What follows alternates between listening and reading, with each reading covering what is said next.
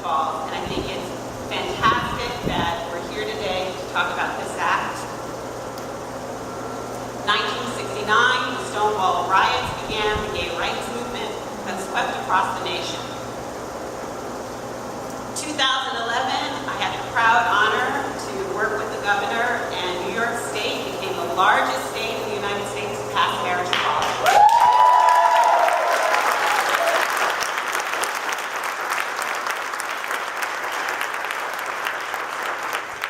And the rest of the nation followed. But we all know we have more to do. We have not reached full equality in our society. And that's why Governor Cuomo is forging the way with the 10-point Women's Equality Act. Point 1, shatter the glass ceiling. Let's achieve pay equity. Point 2,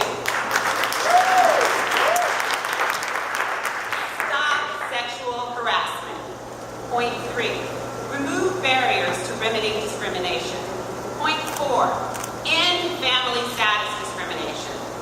5, stop source of income discrimination. 6, stop housing discrimination for victims of domestic violence. 7, let's protect victims of domestic violence by strengthening orders of protection laws. And 8,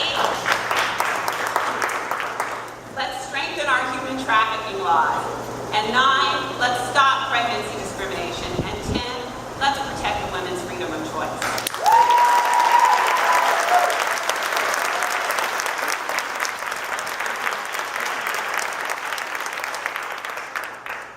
We all know it's a reality.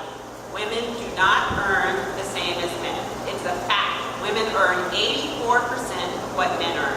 And over a lifetime, $500,000 less than men.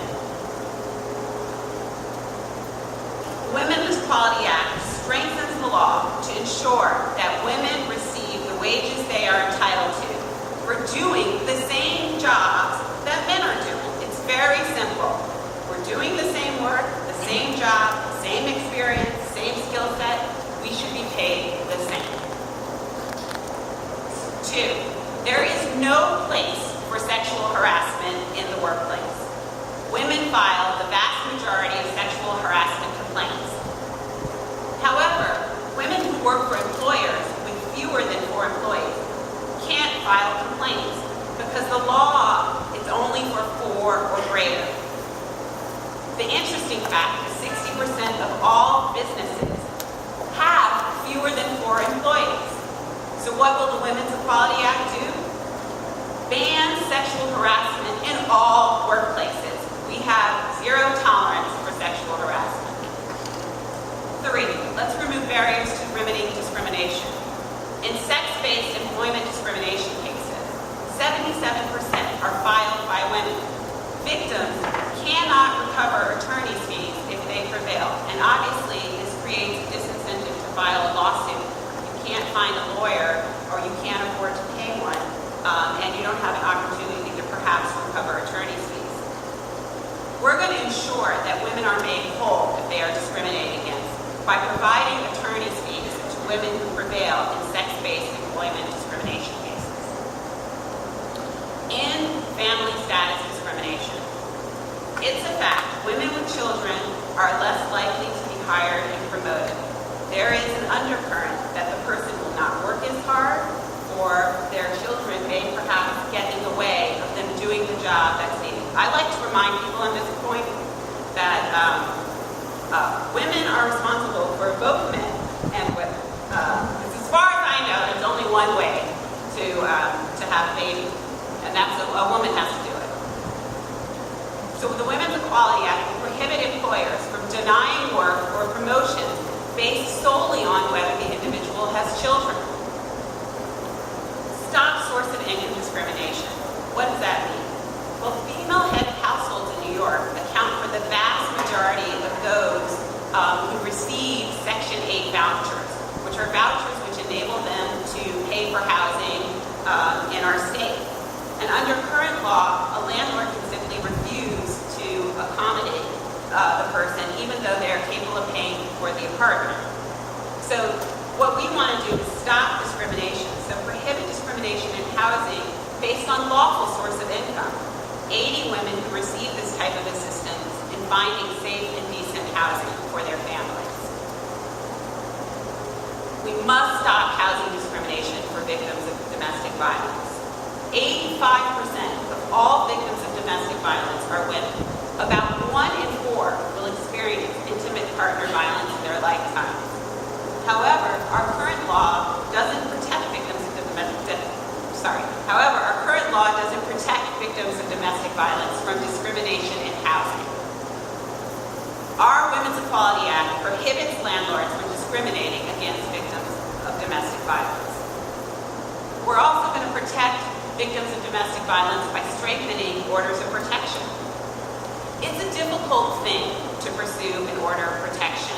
It's not easy, and we want to make sure our laws do as much as possible to make it capable for the person to receive, for the woman to receive an order of protection. So we want to make sure that women receive in-court translation of orders of protection so they understand them, and also to allow victims of domestic violence to apply for them remotely under certain circumstances where it may be too difficult for them to go to court. And we need to strengthen our human trafficking laws. Protections for women and girls who fall victim to human trafficking can and must be strengthened. The Women's Equality Act will increase penalties for human trafficking to deter criminals and make prosecution enforcement more effective. What this is really about is making sure that our laws, in particular, punish people who use minors, girls, under 18, as prostitutes, and make it easier for prosecutors to bring these types of cases. 9, we must stop pregnancy discrimination. Current protections for working pregnant women are confusing and often misinterpreted. The Women's Equality Act will provide that employers, if the woman has a medical condition relating to her pregnancy, must do a reasonable accommodation analysis to see whether or not they can accommodate the woman while she is pregnant. And 10, we must protect the woman's freedom of choice. New York State law protecting a woman's freedom of choice is outdated, and it is not aligned with federal law and the current state practice. It's as simple as that. The Women's Equality Act codifies the existing U.S. Supreme Court law in Roe v. Wade to protect a woman's right to choose and ensure that New York's laws are consistent with the law of the land for 40 years and our state practice.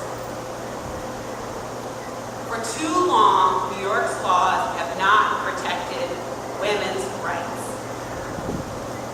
But New York has always been the nation's leader on equality, and we must take the lead again, and we can, and we will, with the Women's Equality Act.